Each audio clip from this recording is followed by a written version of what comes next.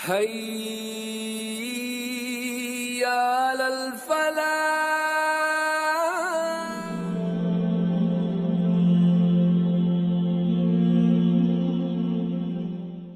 باللہ من الشیطان الرجیم بسم اللہ الرحمن الرحیم وَإِلَىٰ عَادٍ أَخَاهُمْ هُودًا قَالَ يَا قَوْمِ اعْبُدُوا اللَّهَ مَا لَكُمْ مِنْ إِلَٰهٍ غَيْرُهُ إِنْ أَنْتُمْ إِلَّا مُفْتَرُونَ يَا قَوْمِ لَا أَسْأَلُكُمْ عَلَيْهِ أَجْرًا إِنْ أَجْرِيَ إِلَّا عَلَى الَّذِي فَطَرَنِي أَفَلَا تَعْقِلُونَ۔ محترم ناظرین و ناظرات، السلام علیکم۔ ترجمہ: اور عاد کی طرف ہم نے ان کے بھائی ہود کو بھیجا۔ اس نے کہا، اے برادران قوم، اللہ کی بندگی کرو، تمہارا کوئی خدا اس کے سوا نہیں ہے، تم نے محض جھوٹ گڑھ رکھے ہے۔ اے برادران قوم، اس کام پر میں تم سے کوئی اجر نہیں چاہتا، میرا اجر تو اس کے ذمہ ہے جس نے مجھے پیدا کیا ہے۔ کیا تم عقل سے ذرا کام نہیں لیتے؟ یہاں پر حضرت ہود علیہ السلام کا ذکر کیا جا رہا ہے، جو ایک بہت ہی جلیل القدر پیغمبر تھے، اور ان کو جو ہے اللہ تعالیٰ نے بھیجا تھا اپنی قوم کے پاس، ان کا نام عاد ہے۔ تو یہ ایک قدیم پیغمبر تھے، اور ان کو عاد کی طرف جب بھیجا گیا تو پھر عاد والوں کا طریقہ ان کے ساتھ کیا رہا، رویہ کیا رہا، اس کا ذکر بھی اس رکوع میں پیش کیا گیا ہے۔ اصل میں یہ ولایت احقاف میں اقامت گزین قوم تھی، اور قوت اور قد و قامت کے لحاظ سے یہ بہت ہی زبردست قوم تھی، اور اللہ نے ان کو جو ہے بہت کچھ نوازا تھا، اور ان کو دنیا کی تمام نعمتیں حاصل تھی، ان کے پاس باغات تھے، ان کے پاس معیشت کے تمام سامان تھے۔ طاقت اور سلطنت نے جب ان لوگوں کو سرمست غفلت بنا دیا، اور انہوں نے اپنے منہم حقیقی کو بلا کر اپنے فرضی معبودوں کے آگے سر جھکانا شروع کر دیا، تو اللہ تعالیٰ نے انہی کی قوم میں سے حضرت ہود علیہ السلام کو دعوت حق کے لیے مبعوث فرمایا۔ حضرت ہود علیہ السلام ایک شریف اور وجیح شخصیت کے مالک تھے، اور گنی داڑھی کے بزرگ تھے۔ انہوں نے نہایت شفقت و محبت کے ساتھ اپنی قوم کو سمجھایا کہ جو تم لوگوں نے فرضی معبود بنا رکھے ہیں، اور تم لوگوں نے برباد شدہ قوم نوح کی باطل پیروی میں ان کو اپنا خداوند بنا رکھا ہے، ان کو چھوڑ دو اور ایک ہی اللہ کی عبادت کرو، اور اس کے جیسا کوئی دوسرا ہے ہی نہیں، اس کا کوئی شریک ہے ہی نہیں۔ اس کی چوکٹ پہ اپنی گردن جھکاؤ، اور کسی اور کی چوکٹ پہ اپنی گردن مت جھکانا۔ تم خدا کے غضب سے ڈرو اور پرہیزگاری کی زندگی اختیار کرو۔ تم اللہ تعالیٰ کے بے شمار احسانات کو یاد کرو۔ اس نے قوم نوح کی بربادی کے بعد تمہیں زمین کا وارث بنا دیا۔ اس نے تم کو جسمانی ڈیل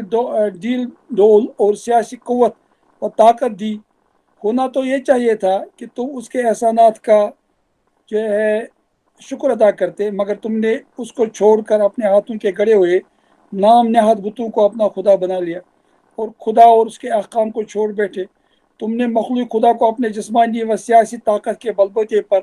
کچلنا شروع کر دیا، ان کے ساتھ ظلم کا رویہ اختیار کیا، اور شاندار عمارتیں، دلکش باغات اور فرحت افزا نہریں بنا کر گل چھرے اڑانے لگے، اور باد عشرت کے ساگر چھلکانے لگے۔ تم یہ سمجھتے ہو کہ یہ فانی زندگی ہمیشہ رہے گی، تمہیں موت نہ آئے گی، اور تمہیں خداوند جلوہ اللہ کے اعلیٰ کے سامنے کھڑا ہو کر اپنے اعمال بد کی جواب دینی کرنی نہیں ہوگی۔ مگر قوم عاد نے کیا جواب دیا؟ تو اس کا ذکر یہاں پوری طرح سے ہو گیا ہے۔ ہم سے زیادہ طاقتور قوت کا مالک اور کون ہے؟ ہم کیوں نہ استعمال میں لائیں اور اس سے فائدہ اٹھائے جو ہمیں نعمتیں ملی ہے، جو ہمیں طاقت ملی ہے، سلطنت ملی ہے۔ ہمیں ہماری منمانی کرنے سے کون روک سکتا ہے؟ جیسے اکثر جو ہے گمراہ قوموں کا حال ہوتا ہے، ان کا حال بھی یہی تھا۔ تو انہوں نے کہا کہ ہمیں تو اپنا حق ہے، یہ ہمارے صلاحیت کی وجہ سے ہمیں یہ سب دنیا کی نعمتیں ملی ہیں، جیسے ہر قوم کا یہی معاملہ ہے، اور آج کے دنیا میں تو یہی بات ہے۔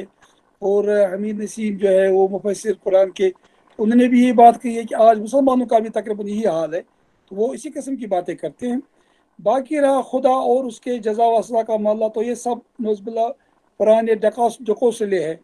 جیسے آج کہتے ہیں کہ بابر میں عیش کوش کے عالم دوبارہ نیز، تو مرنے اور خاک میں مل جانے کے بعد پھر کوئی کیسے زندہ ہو سکتا ہے؟ جو کچھ ہے یہ دنیاوی زندگی ہے، اور بس تم ہم جیسے انسانی تو ہو، پھر خود کو خدا کا پیغمبر کیسے بتاتے ہو، اور خدا کے نام پہ یہ بہتان کیوں اٹھاتے ہو؟ یعنی اس قسم کی باتیں وہ کرنے لگے، انہیں کو چیلنج کرنے لگے، ان کی بات کو سمجھنے کے بجائے، ان کی سنجیدہ باتوں پر غور کرنے کے بجائے، اور اللہ نے جن نعمتوں سے ان کو نوازا تھا ان پر شکر بجا لانے کے بجائے، وہ حضرت ہود علیہ السلام کو ہی کوسنے لگے اور ان کو برا بھلا کہنے لگے، اور ان کے ساتھ ایسی ایسی باتیں کی کہ بہت ہی جو ناگوار باتیں تھیں۔ اور انہوں نے ان سے کہا،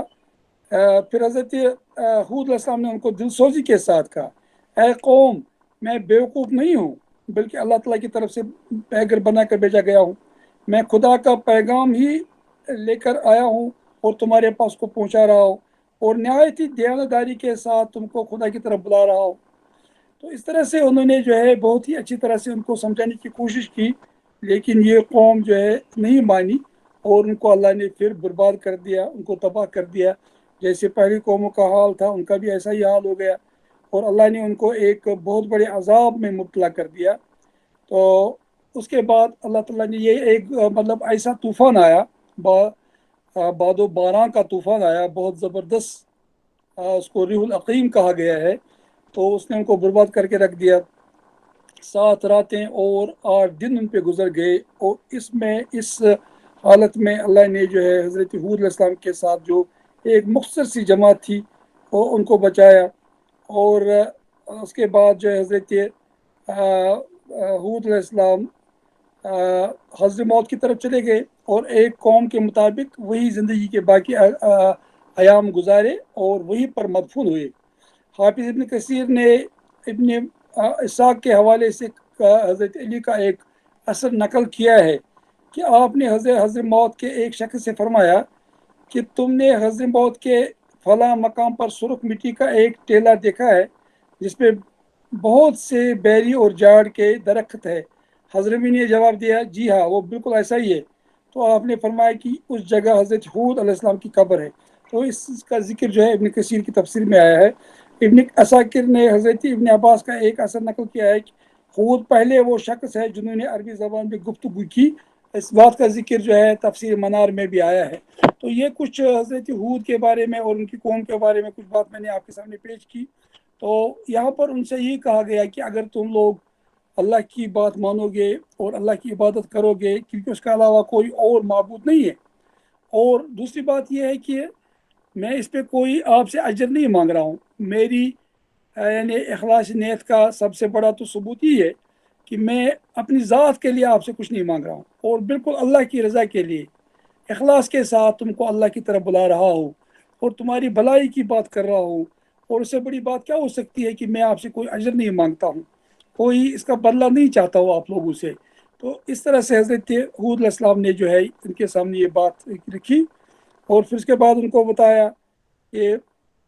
یا قوم لا اسالکم علیہ اجرا ان اجری الا علی الذی فطرنی فلا تعقلون، جس اللہ نے مجھے بنایا اس سے میں اجر کا طالب ہوں، اور اس سے اس اتنے بڑے کام کا اجر کسی کو دیا جا سکتا ہے کہ جو دعوت کا کام ہے، کیونکہ اس کے مقابلے میں دنیا کا کوئی اجر جو ہے اس کو کوئی قیمت ہی نہیں۔ اس کے بعد حضرت حود علیہ السلام نے ایک زبردست بات ان کو بتائی، وَيَا قَوْمِ اسْتَغْفِرُوا رَبَّكُمْ ثُمَّ تُوبُوا إِلَيْهِ يُرْسِلُ السَّمَاءَ عَلَيْكُمْ مِدْرَارًا وَيَزِدْكُمْ قُوَّةً إِلَىٰ قُوَّتِكُمْ وَلَا تَتَوَلَّوْا مُجْرِمِينَ۔ تو حضرت حود علیہ السلام نے ان کو بتایا، اے برادر علی قوم، اس کام پر میں تم سے کوئی اجر نہیں چاہتا، میرا اجر تو اس کے ذمہ ہے جس نے مجھے پیدا کیا ہے، کیا تم عقل سے ذرا کام نہیں لیتے؟ اور اے میری قوم کے لوگوں، اپنے رب سے معافی چاہو، پھر اس کی طرف پلٹو، وہ تم پر آسمان کے دہانے کھول دے گا اور تمہاری موجودہ قوت پر مزید قوت کا اضافہ کرے گا، مجرموں کی طرح منہ مت پھرو۔ تو یہ بہت زبردست بات یہاں بیان کی گئی ہے۔ اصل میں یہ قوم عاد تقریباً 3 سال تک قحط میں مبتلا تھی اور بہت پریشانی کی زندگی گزار رہے تھے اس وقت، تو ان سے یہ کہا گیا کہ اگر تم اللہ کی طرف لوٹو گے، توبہ کرو گے اور میری بات کو مانو گے، تو اللہ آپ کے اوپر جو ہے رحمت کے دروازے کھولے گا، بارشوں کا ایک سلسلہ شروع ہو جائے گا، اور تمہاری کھیتی جو ہے کھیتیاں جو ہے سرسب و شاداب ہو جائیں گی،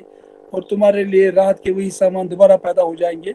تو یہاں سے جو ہے ایک بہت اہم بات ابن کثیر نے اور باقی مفسرین نے بھی نکالی ہے۔ تو انہوں نے کہا کہ اگر کوئی آدمی توبہ کرتا ہے یا کوئی قوم توبہ کرتی ہے، استغفار کرتی ہے، تو اللہ ان کو جو ہے دنیا میں بھی نعمتوں سے نوازتا ہے۔ نیک بننے سے، اللہ کے رسولوں کی اور نبی کریم صلی اللہ علیہ وسلم کی دعوت قبول کرنے سے کوئی قوم یا کوئی شخص غریب نہیں ہو سکتا ہے، وہ دنیا کی پریشانی میں مبتلا نہیں ہو سکتا ہے، بلکہ اللہ اس کو دنیا میں بھی اپنی نیکیوں کے عوض جو ہے نوازے گا، اس کی قوت میں اضافہ کرے گا، اس کی رزق میں اضافہ کرے گا۔ تو یہ جو کہا گیا کہ پھر ابن کثیر فرماتے یدو کم الا ما یصلحکم فی الدنیا والآخرہ، یعنی میں اس طرف آپ کو دعوت دے رہا ہوں جو تم کو دنیا میں بھی اچھائی سے نوازے گا اور آخرت میں بھی،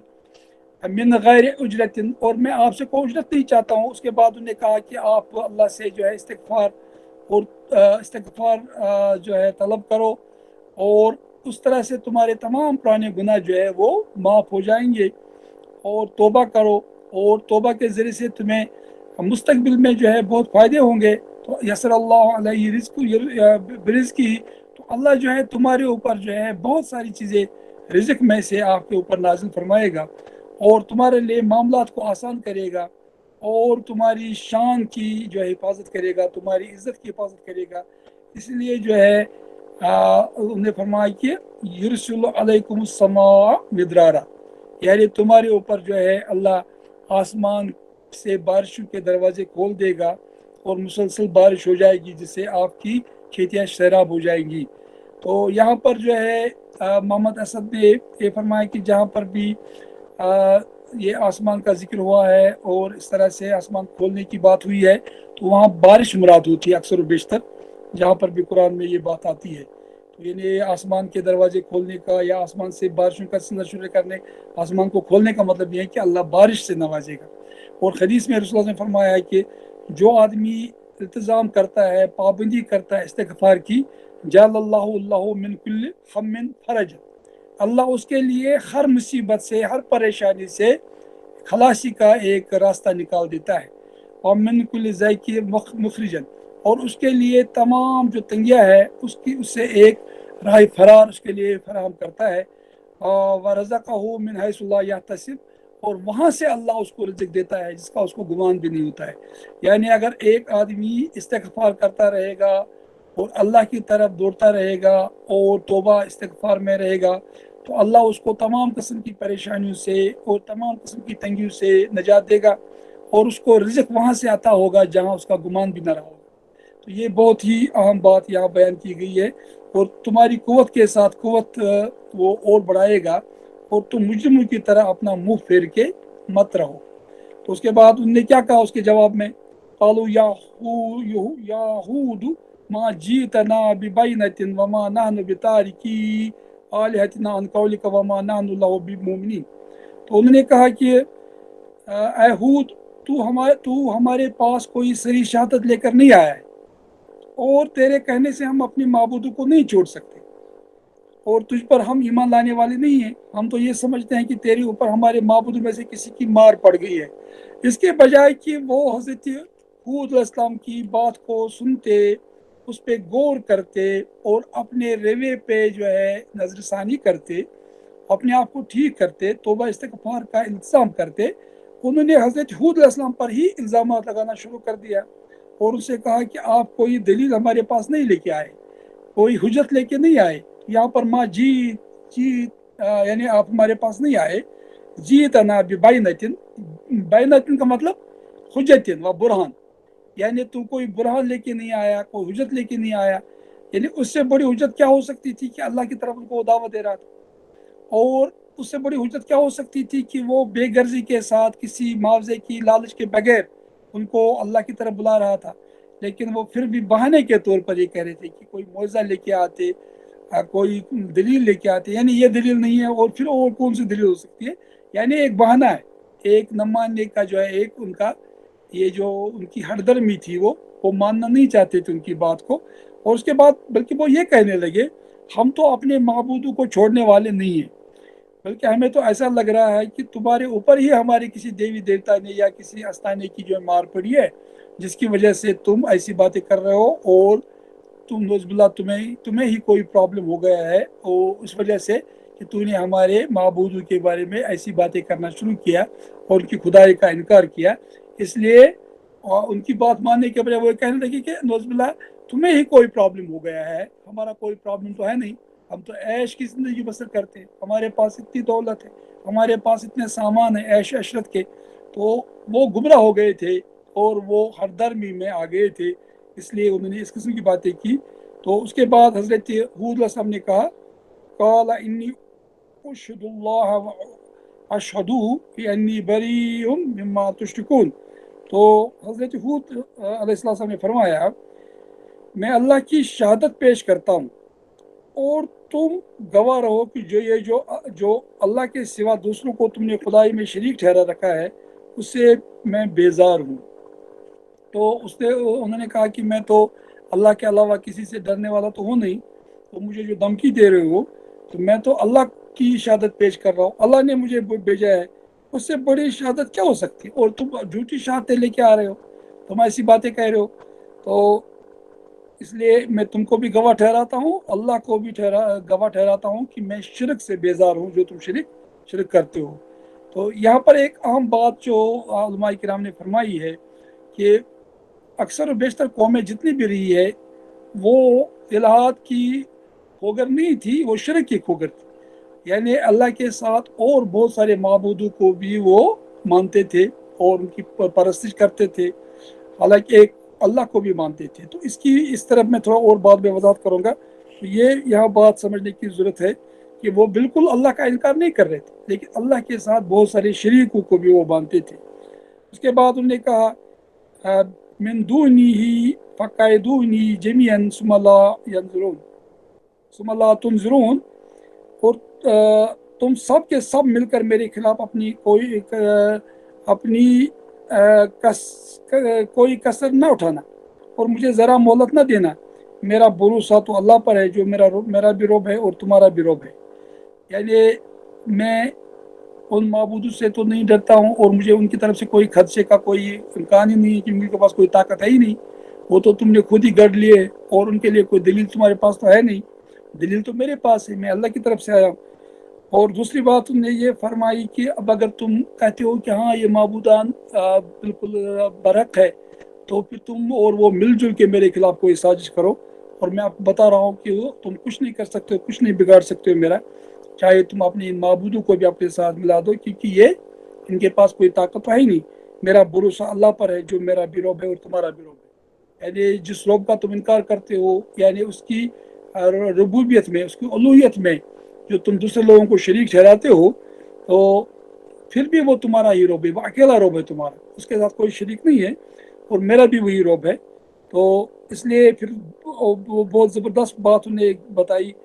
انی توکلت علی اللہ ربی و ربکم ما من دابۃ الا هو آخذ بناصیتها.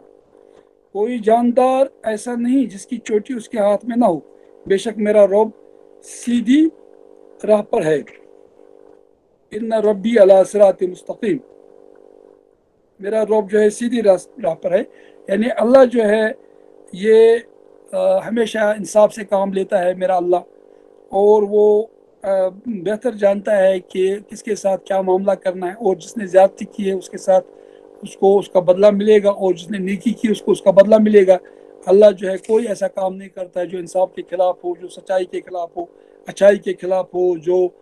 جو ہے راہ اعتدال یا راہ حق سے ہٹی ہوئی بات ہو. تو اللہ ایسا کوئی عمل نہیں کرتا ہے، کہ وہ ہمیشہ اس کی بات جو ہے سچی ہوتی ہے، اس میں صداقت ہوتی ہے، اور اس میں جو ہے استقامت ہوتی ہے، اور اس میں جو ہے ایک بہت زبردست حکمت ہوتی ہے. تو یہ بات انہوں نے ان کو بتائی. پھر اس کے بعد فرمایا فَإِن تَوَلَّوْا فَقَدْ أَبْلَغْتُكُم مَّا أُرْسِلْتُ بِهِ إِلَيْكُمْ. اگر تم منہ پھیرتے ہو تو پھیر لو، جو پیغام دے کر میں تمہارے پاس بھیجا گیا ہوں تھا وہ میں تم کو پہنچا چکا ہوں. یعنی میرا کام جو تھا میں نے پورا کیا ہے، میں نے اللہ کا پیغام آپ لوگوں تک پہنچا دیا ہے، اور اگر تم نہیں ماننا چاہتے ہو تو پھرنا چاہتے ہو اپنا منہ اس دعوت کے کام اور دعوت سے، اور میری بات نہیں سننا چاہتے ہو، تو پھر دیکھو اللہ جو ہے تمہارے بدلے کسی اور قوم کو لائے گا، وَيَسْتَخْلِفْ رَبِّي قَوْمًا غَيْرَكُمْ، تمہارے بدلے میں کسی اور قوم کو لائے گا،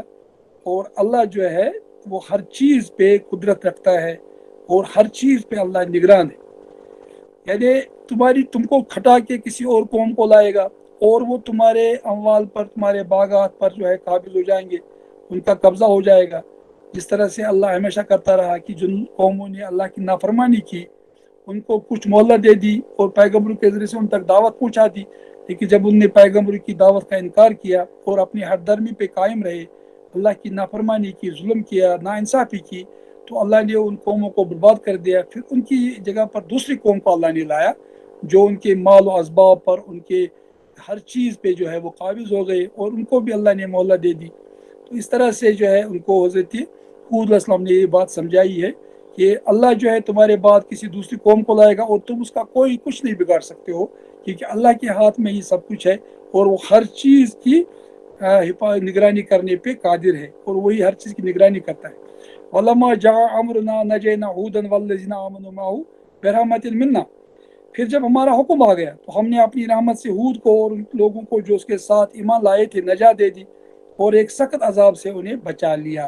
یعنی حضرت حود علیہ السلام اور ان کے ماننے والوں کو اللہ نے بچایا، اور جو نافرمانی کرنے والے تھے ان کو ایک سخت عذاب نے آ گھیرا، جس کا ذکر میں نے پہلے ہی کیا۔ اللہ نے اپنی رحمت سے ان کو بچایا اور ان کو ایک سخت عذاب سے نجات دے دی ان کو۔ اس کے بعد اللہ تعالیٰ فرماتے ہیں وَتِلْكَ عَادٌ جَحَدُوا بِآيَاتِ رَبِّهِمْ وَعَصَوْا رُسُلَهُ وَاتَّبَعُوا أَمْرَ كُلِّ جَبَّارٍ عَنِيدٍ، یہ ہیں عاد، اپنے رب کی آیات سے انہوں نے انکار کیا، اس کے رسولوں کی بات نہ مانی، اور ہر جبار دشمن حق کی پیروی کرتے رہے، آخرکار اس دنیا میں بھی ان پر پھٹکار پڑی اور قیامت کے روز بھی۔ وَأُتْبِعُوا فِي هَذِهِ الدُّنْيَا لَعْنَةً وَيَوْمَ الْقِيَامَةِ اللَّهُ إِنَّ عَادًا كَفَرُوا رَبَّهُمْ اللَّهُ بُعْدًا لِعَادٍ قَوْمِ هُودٍ۔ اللہ تعالیٰ فرماتے ہیں پھر جب ہمارا حکم آ گیا تو ہم نے اپنی رحمت سے ہود کو اور ان لوگوں کو جو اس کے ساتھ ایمان لائے تھے نجات دے دی، اور ایک سخت عذاب سے انہیں بچا لیا۔ یہ ہے عاد، اپنے رب کی آیات سے انہوں نے انکار کیا، اس کے رسولوں کی بات نہ مانی، اور ہر جبار دشمن حق کی پیروی کرتے رہے، آخرکار اس دنیا میں بھی ان پر پھٹکار پڑی اور قیامت کے روز بھی۔ سنو، عاد نے اپنے رب سے کفر کیا، سنو، دور پھینک دیے گئے عاد، ہود کی قوم کے لوگ،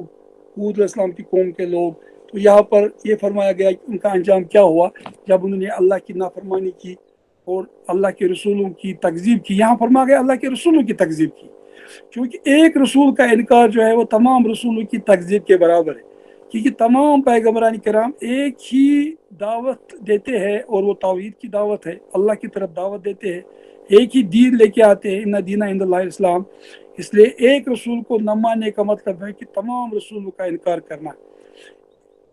اسی طرح سے اگر نبی کریم صلی اللہ علیہ وسلم کی رسالت پر کوئی آدمی ایمان نہیں لاتا ہے، یا ایمان لاتا ہے اور اس کے ساتھ نعوذ باللہ وہ کسی اور نبوت کا یا کسی اور پیغمبری کا دعویٰ کرتا ہے،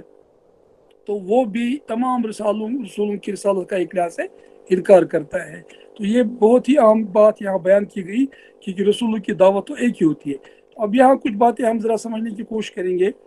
کہ وہ یہ بھی کہہ رہے تھے کہ شاید تمہارے اوپر ہمارے جو معبودان باطل ہے ان کی طرف سے کوئی تمہارے اوپر جو ہے کوئی زد پڑی ہے، اور ان کی طرف سے کوئی مصیبت آن پڑی ہے۔ تو وہ یہ کہہ رہے تھے وَيَقُولُونَ مَا نَزَّلَ إِلَّا إِنَّ بَعْضَ الْآلِهَةِ أَصَابَكَ بِجُنُونٍ، یعنی جنون میں مطلق کر دیا ہمارے معبودان باطل نے تمہیں، کہ تم نے ان کے بارے میں کوئی بدزمانی کی، تم نے کوئی ایسی بات کی ان کے بارے میں، اور تمہارے عقل میں کوئی خلل پیدا ہو گیا نعوذ باللہ،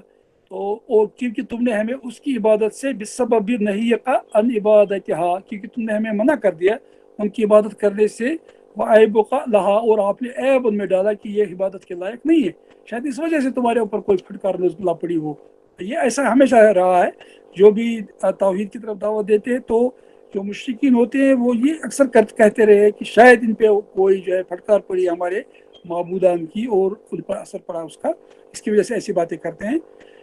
تو اس کے بعد پھر ایک بات جو یہاں بیان کی گئی کہ اللہ جو ہے ہر مخلوق کو اپنی جو ہے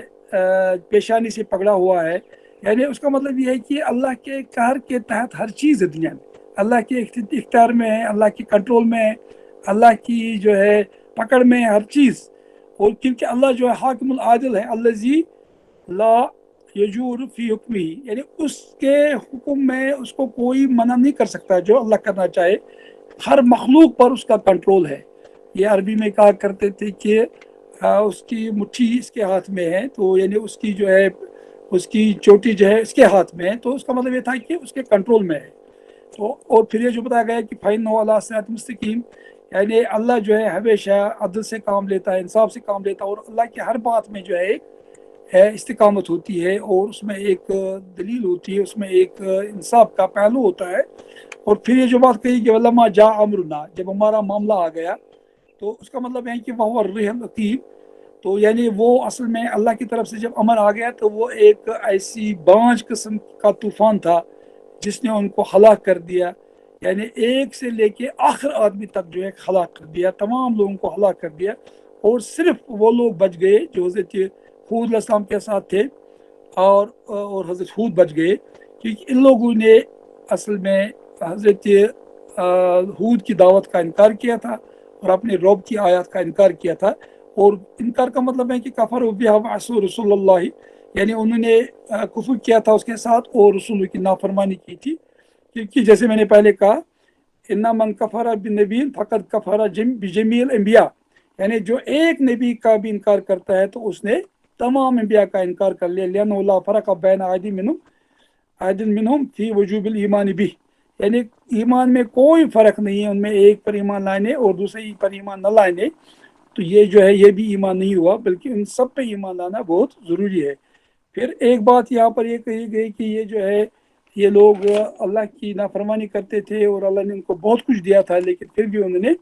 لاپرواہی کی۔ تو یہ کون تھے یہ لوگ، اس پہ ذرا تھوڑا سا جو ماجد دریابادی صاحب نے کچھ اچھی بحث کی ہے تو میں آپ کے سامنے اس کو پیش کرنا چاہتا ہوں۔ تو یہ اصل میں سامی نسل کے قدیم ترین پیغمبروں میں سے ایک پیغمبر تھے حضرت ہود علیہ السلام، اور عرب ان کو خوب جانتے تھے، اور جنوبی عرب میں آج بھی قبر نبی ہود کے نام سے ایک مقام مرج خلائق و زیارت گاہ ہے، یعنی وہاں بھی آج کل یہ قبر ان کی موجود ہے۔ اور اکثر سیاح جو انگریز سیاح انہوں نے اس کا ذکر کیا ہے، اور بعض اہل علم کا خیال ہے کہ آپ ہی کا نام تورات کتاب پیدائش میں ابر کر کے آیا ہے، اور عاد ایک قدیم عرب قوم کا نام ہے جو جنوبی عرب میں آباد تھی، اور اس کے حدود مشرق میں خلیج فارس کے شمال سے مغرب میں بحر کلزم کے جنوب تک وسیع تھے، گویا آج کے یمن، عمان وغیرہ سب اس میں شامل تھے، یعنی آج کا عرب جو ہے، عرب میں جو یمن ہے اور عمان ہے، یہ سب اللہ کے اس قوم میں شامل تھے، اور ان کا پائے تخت یمنی شہر حضرموت تھا۔ قوم کا نام اپنے مورث اعلیٰ کے نام پر ہے، اور ان کا مشہور نسب نامہ یہ ہے عاد بن عوض بن ارم بن سام بن نوح، اپنے زمانہ کی متمدن ترین قوم تھی، اپنے لمبے سفروں کے لیے ضرب المثل تھے۔ اور یہ جو کہا گیا کہ ان کے پاس ان کا بھائی اخاہم، تو ان سے مقصود ہے اس طرح کی وطنیت ہے، اس طرح کی قومیت۔ تو ایک عام سنت لائی رہی ہے کہ قوم کی یہ یعنی کی ہدایت کے لیے پیغمبر اسی کا ہم قوم و ہم وطن بھیجا جاتا تھا، یعنی اسی لیے جو قرطبی نے کہا ہے اخاہم فی القبیلہ، اور یعنی ان کو بھائی بنانے کا مطلب یہ ہے کہ یعنی وہ ان کے ساتھ جو ان کا تعلق تھا، اپنا نسبی تعلق بھی تھا، قومی تعلق بھی تھا۔ اور عرب اکثر یہ کہتے تھے کہ جب کسی آدمی کو یہ سمجھتے تھے کہ یہ بھائی ہے یا اس کو بھائی کے نام سے پکارتے تو کہتے اپنی قوم کا آدمی ہے۔ اور پھر ایک بات یہ ہے کہ یہ جو بڑی اچھی بات جہاں پر بیان کی ہے ماجد دریابادی رحمۃ اللہ علیہ نے، انہوں نے کہا کہ اللہ کے وجود اور اس کی عبادت سے منکر دنیا میں شاذ و نادر ہی کوئی قوم رہی ہو، ورنہ انسانیت کا اصل مرض الہات نہیں شرک رہا ہے۔ تو یعنی جیسے میں نے پہلے عرض کیا کہ لوگ اللہ کے ساتھ شریک ٹھہراتے تھے، اللہ کو تو مانتے تھے الہ تو بہت کم رہا ہے، ایتھیزم شرک رہا ہے ہمیشہ، یعنی ایک خدائے اعظم کے اقرار کے ساتھ ساتھ دوسرے چھوٹے موٹے دیوی دیوتاؤں کی شرکت اور نظامات کائنات میں ان کا دخل و تصرف کا عقیدہ، یہ رہا ہے لوگوں کا عقیدہ۔ اور اسی وجہ سے آپ دیکھیے جب یہاں پر فخر المفسرین امام راضی آئے تھے تو ہندوستان آئے تھے، تو انہوں نے بھی اپنی تفصیل میں اس کا ذکر کیا ہے اور اپنا مشاہدہ درج کیا ہے کہ وجود باری تعالیٰ کے منکر مشرکین ہند بھی نہ تھے، صرف اس کی توحید کے منکر تھے اور بت پرست میں مبتلا تھے۔ یہی بیماری پہلے بھی تھی اور آج بھی ہے۔ تو چونکہ یہ بات صرف یہ جو امام راضی نے ہی نہیں کہی ہے، بلکہ یہ البیرون نے بھی اپنی کتاب الہند میں کہی ہے کہ ہندوستان کے جو بڑے بڑے علماء تھے اور جو بڑے بڑے اسکالرز تھے تو وہ توحید کو مانتے تھے، عوام جو ہے بت پرست میں مبتلا تھے۔ تو اسی بات کی تصدیق جو ہے یہاں سے بھی ہوتی ہے کہ اکثر قومیں جو دنیا کی رہی ہیں وہ ایک اللہ کو تو مانتے ہیں لیکن اس کے ساتھ اور شریکوں کو مانتے ہیں، اور اللہ کا انکار نہیں کرتے ہیں لیکن اللہ کے ساتھ شریکوں کو جو ہے تجویز کرتے ہیں یا ان کو مانتے ہیں، ان کی عبادت کرتے ہیں، ان کو ذریعہ سمجھتے ہیں تقرب کا، اللہ تک پہنچنے کا، اللہ تک پہنچنے کا ذریعہ سمجھتے ہیں ان کو۔ جیسے میں نے پہلے اس کا ذمہ نعبدہم الا لیقربونا الی اللہ زلفیٰ، ہم ان کی عبادت اس لیے کرتے ہیں تاکہ ہمیں اللہ کے قریب پہنچا دے۔ یہ بات جو ہے بہت ہی سمجھنے کی ہے کہ یہ جو حضرت نوح علیہ السلام کی قوم کے جو بڑے بڑے صالحین تھے، ان کی وفات کے بعد لوگوں نے انہی کو خدا کا جو ہے شریک ٹھہرایا اور ان کی عبادت کرنے لگے اور ان سے تقرب حاصل کرنے کی کوشش کرتے تھے وہ، اور یہی ہمیشہ مشرکین کا طریقہ کار رہا ہے۔ تو بہر صورت ایک بات اس پہ میں ختم کرتا ہوں کہ جو آدمی توبہ کرتا ہے، استغفار کرتا ہے، تو اس کے بارے میں یہ بات ماجد دریابادی صاحب نے بھی کہی ہے کہ طاعات کو راحت دنیا میں بھی دخل حاصل ہے۔ قوم عاد 3 سال تک خشک سالی میں رہے اور اسے کہا گیا اگر تم توبہ استغفار کرو گے تو تمہارا یہ جو عذاب اللہ کی طرف سے آیا یہ دور ہو سکتا ہے۔ تو اللہ جو ہے ہمیں توفیق دے کہ ہم ان آیات پر غور فکر کرنے کے بعد، تدبر کرنے کے بعد ان سے اپنے لیے سبق حاصل کریں۔ اور یہاں پر میں امیر نسیم جو مفسر قرآن ہے ان کی یہ بات عرض کرنا چاہوں گا کہ یہ جتنے واقعات قرآن میں بیان کیے گئے یہ مسلمانوں کو سبق دینے کے لیے کہ ان کو بھی ایسا رویہ اختیار نہیں کرنا چاہیے، ورنہ ان کے ساتھ بھی ایسے حالات پیش آ سکتے ہیں۔ یہ صرف کہانیاں نہیں ہیں بلکہ یہ واقعات ہے، حقیقت پر مبنی واقعات ہے جو دنیا میں پیش آئے ہیں، اور ان سے ہمیں سبق حاصل کرنا چاہیے۔ یہ صرف جو ہے ہمیں تفنن تباہ کے لیے نہیں سننے چاہیے۔ وآخر دعوانا الحمد للہ رب العالمین۔ اللہ